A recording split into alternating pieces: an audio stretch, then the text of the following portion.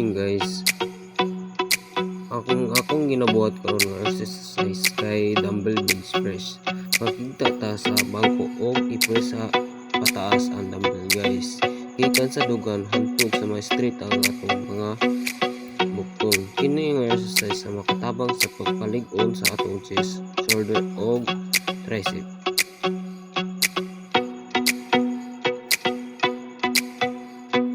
Ang next exercise guys kay bent over barbell row. Magyuko gamay samtang diretso ang likod. Kunya biraw ng barbell padung sa tiyan. Kini nga exercise mga katabang papalig-on sa likod, bicep o core. Siguro ang kontrolado ang lihok o dili magkurba ang likod aron malikay ang injury. Ang next guys, incline dumbbell flies. Gamit yapon ang incline na bangko. Ibuka ang hinay mo mga i-press anay sa mga dedika sa shoulder level. Ayaw i-stretch sa pag-ayaw para di ma-push ang exercise mga makatabang. Feel stretch sa imo upper chest o breast. Una, inig-isa ka. Squeeze siguro ang kontrolado ang lihok. Kontrolado lang i-clear ang respetado ang igo. Sunod guys, low incline dumbbell press. Giubos na ito gamay ang bangko para mas maigo ang tunga ug taas na bahin sa dugan.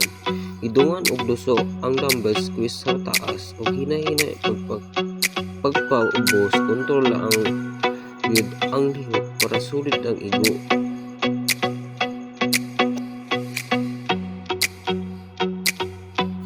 Next guys, bicep curls.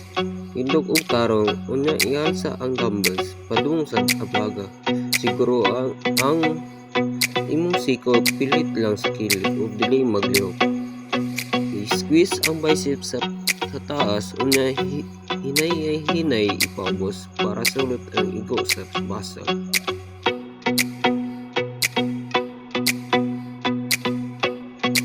Next guys, calf raises.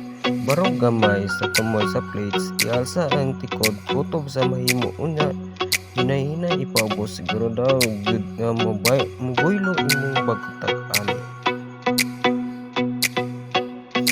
Last exercise guys, goblet squat. Kupot sa dumbbells sa dugan.